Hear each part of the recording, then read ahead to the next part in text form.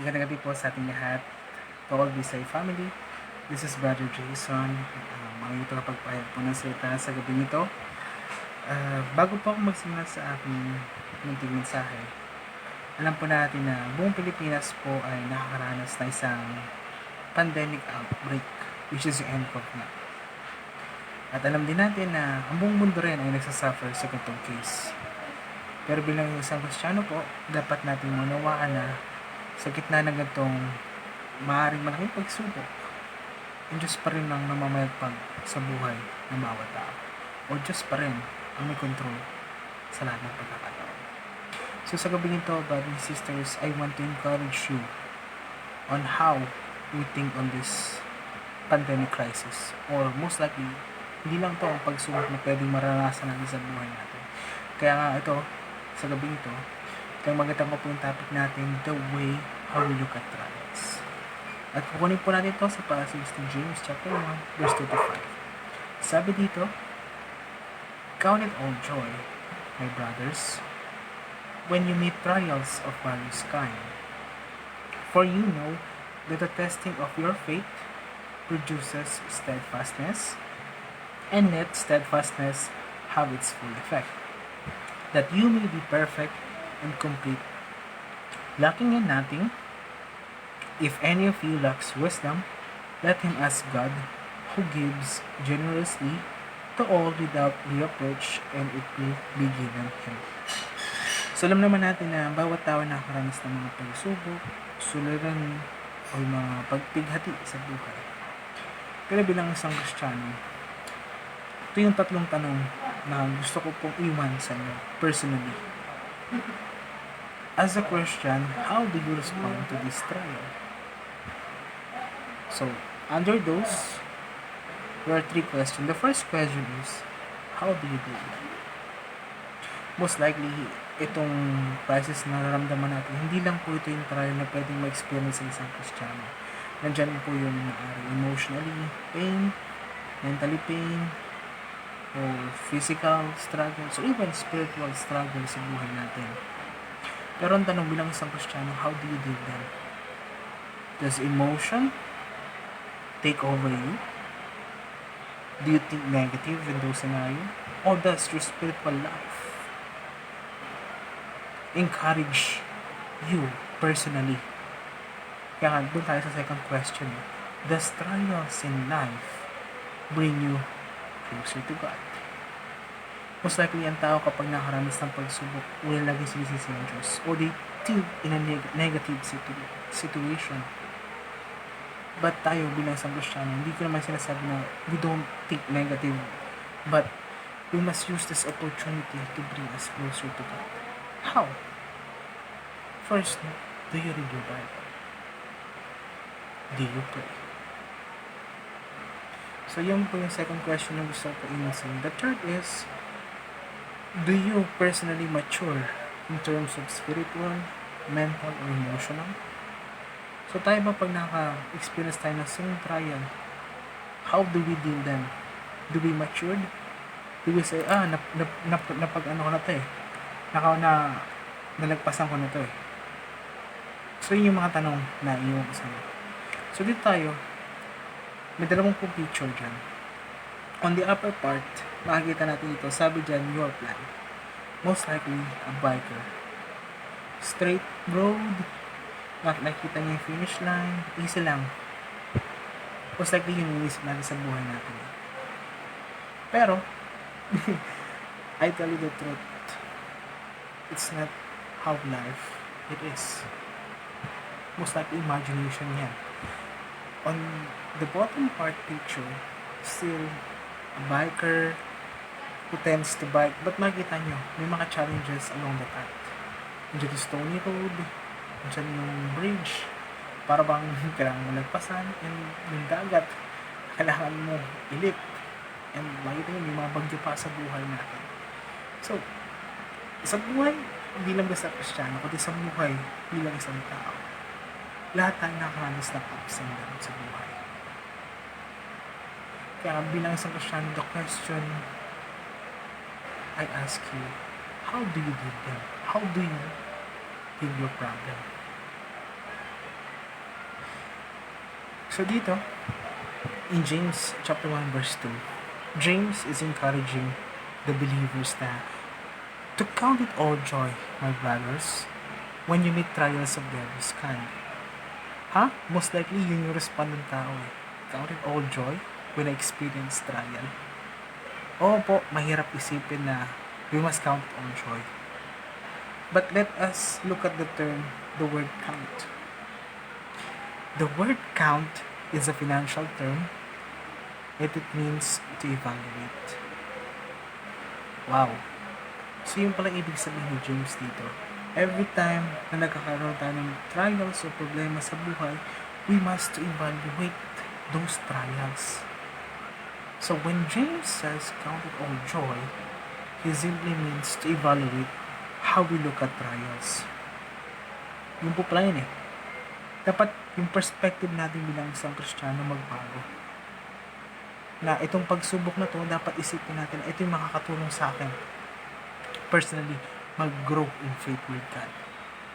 Kaya nga dito eh, he calls believer to develop a new and improved attitude that consider trials from God's perspective. So dapat pala ganun eh. Every time ang believer pala nakaka-experience ng pagsubok, we must think how God sees this problem. It's a test of faith, my brothers and sisters. Every trials na ma-experience natin is a test of faith. Test of faith for what? So, alam naman natin na lahat ng tayo nakakaranas ng mga pagsubok. But ito, makikita niyo po yan. Dapat bilang isang Kristiyano, nagkaroon tayo ng spiritual maturity over emotional maturity. Ano ibig sabihin nito? Every time na makaka-experience tayo ng mga pagsubok sa buhay natin, dapat yung spirit nating buhay ang nangingibabaw. Dapat ang paglapit natin sa Diyos ang mas nangingibabaw.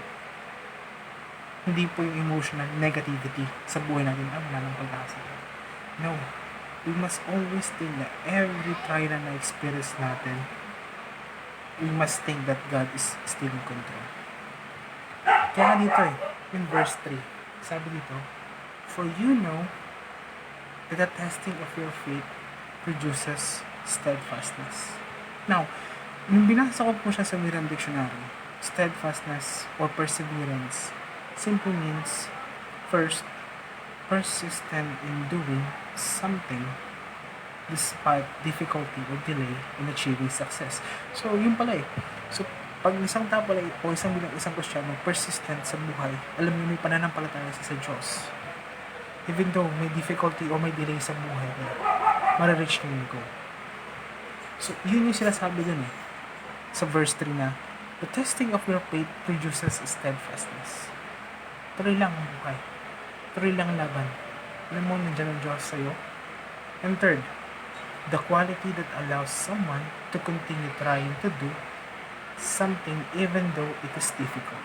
So, kahit pala nahihirapan ka eh, ang isang Kristiyano pala ay may quality na tuloy pa rin na kahit nahihirapan na, go!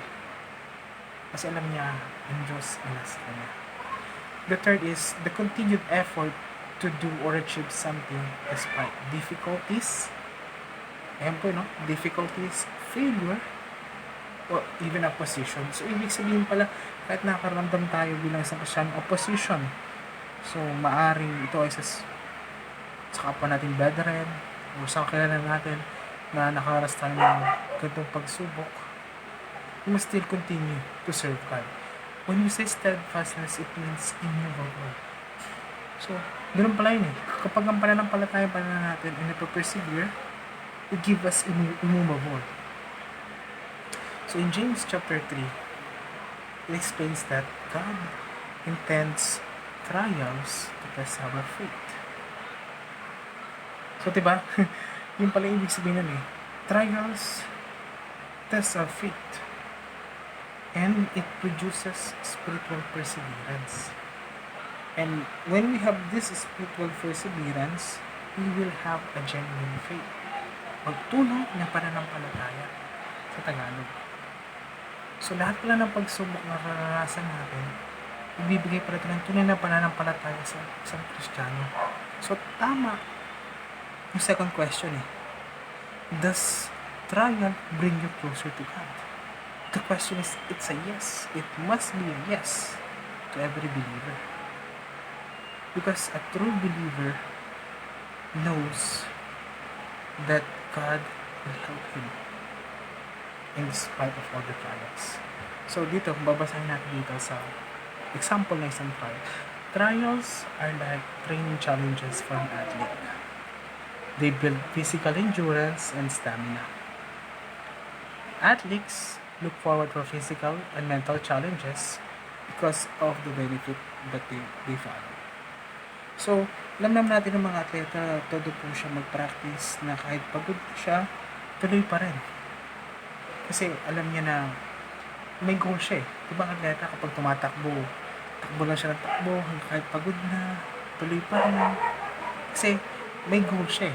May goal siyang plano. So bilang sa ating bilang isang Kristiyano, kahit ang goal natin is hindi ito sa lupang ito, kundi sa heaven. Kaya nga nila, verse 4, sabi ko, let perseverance finish its work so that you may be mature and complete, not lacking in anything. So, yung pala yun yung perseverance pala, it finishes the work. And it gives us mature and complete. So, when we say perseverance finishes its works, it gives us the concept of, again, steadfastness and perseverance. An example of a believer's or an athlete's perseverance. So, ito pa isang example kung bakit isang athlete ay patuloy na tumatakbo. First is they develop that second wind.